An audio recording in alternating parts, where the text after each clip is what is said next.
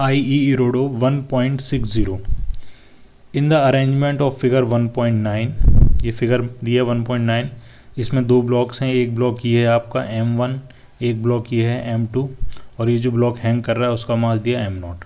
ठीक, एक पुली के ऊपर से स्ट्रिंग पास कर रही है और M1 M2 इस तरह से एक और स्ट्रिंग से कनेक्टेड है। ठीक, the masses M0 M1 and M2 of bodies are equal. ठीक है, क्वेश्चन में हमें ये दिया है कि जो M1 M2 और M0 इन तीनों का मैग्नीट्यूड क्या है, सेम है। ठीक, the masses of the pulley and threads are negligible and there is no friction in the pulley. ठीक है, थ्रेड्स और पुलीज का मास जो है वो नेग्लिजिबल है और कहीं कोई फ्रिक्शन नहीं है पुली और थ्रेड्स में। ठीक, find the acceleration W with which the body M0 comes down and the tension of the thread binding together the bodies M1 and M2। ठीक, कितने एक्सेलरेशन से ये M0 का ऑब्जेक्ट नीचे की तरफ आएगा वो एक्सेलरेशन फाइंड करना है W, और M1 और M2 को कनेक्ट करने वाली थ्रेड में टेंशन कितना होगा वो आपको फाइंड करना है। If the coefficient of friction between these bodies and the horizontal surface is equal to K small k, M1 और सरफेस टेबल के बीच में जो कोफिशिएंट ऑफ फ्रिक्शन है वो आपको स्मॉल के दिया है। इसी तरह से M2 और टेबल की सरफेस के बीच में जो कोफिशिएंट ऑफ फ्रिक्शन है वो कितना दिया है, स्मॉल के। कंसीडर पॉसिबल केसेस, और क्या क्या केसेस पॉसिबल हो सकते हैं हमें वो कंसीडर करने हैं। ठीक, तो अगर ये मान लें नीचे की तरफ एक्सेलरेट कर रहा है तो जरा इक्वेशंस बनाते हैं, फोर्सेस दिखाते हैं। तो इस पर नीचे की तरफ फोर्स क्या लग रहा होगा, M0G। यहाँ पे टेंशन कितना होगा, कुछ मान लेते हैं T1। इसी तरह से यहाँ पे टेंशन कितना होगा, ये T1। जब तक स्ट्रिंग सेम रहती है तब तक टेंशन सेम रहता है। इसमें टेंशन मान लेते हैं T2। हमें T2 फाइंड करना है और एक्सेलरेशन W फाइंड करना है। ठीक, तो एक एक ऑब्जेक्ट का हम फ्री बॉडी डायग्राम बनाएंगे और उसकी इक्वेशन लिखेंगे।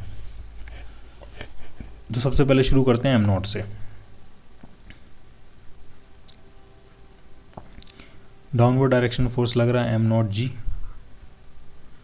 अपवर्ड डायरेक्शन फोर्स लग रहा है T1, और नीचे की तरफ इसका एक्सेलरेशन है W। तो इक्वेशन क्या बनेगी, इक्वेशन बनेगी M0G minus T1 is equal to M0W। ठीक, अब जरा M1 ब्लॉक का फ्री बॉडी डायग्राम बनाते हैं। ये M1 ब्लॉक है, इस पे इस तरफ फोर्स लग रहा है T1, इधर फोर्स लग रहा है T2, और इसके इस तरफ जाने इस तरफ इसका एक्सेलरेशन होगा W, क्योंकि अगर M0 नीचे की तरफ मूव कर रहा है तो M1 और M2 दोनों लेफ्ट साइड में मूव करेंगे W एक्सेलरेशन से।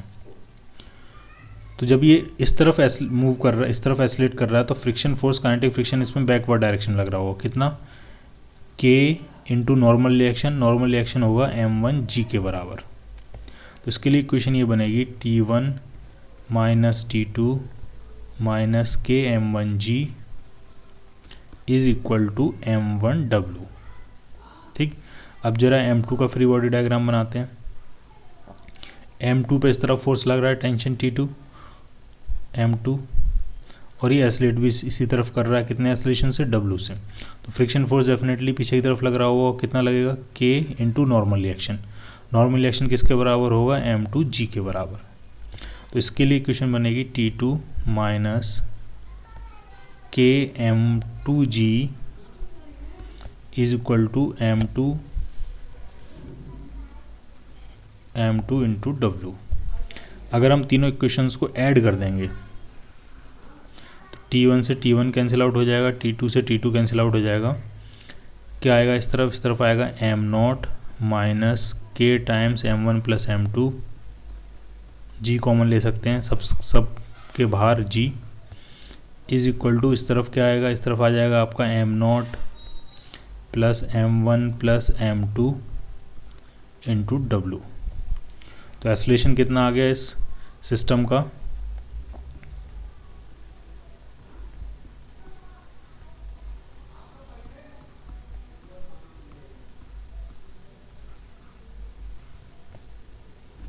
Divided by total mass of the system.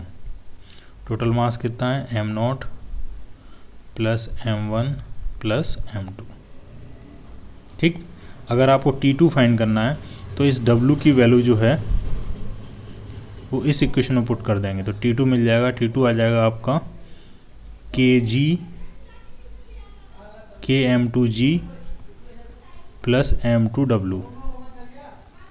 W की वैल्यू आप यहाँ पुट कर दोगे तो आपको टेंशन T2 मिल जाएगा। क्लियर? तो चलो ऐसा करते हैं, W की वैल्यू पुट करके T2 फाइंड ही कर लेते हैं कितना आने वाला है। तो T2 आपका आने वाला है KM2G plus M2 into W। W कितना है? तो ये आ जाएगा M0 माइनस के M1 plus M2 into G। तो G यहाँ लिख लेते हैं upon M0 plus M1 plus M2। अगर हम ये एलसीएम ले लें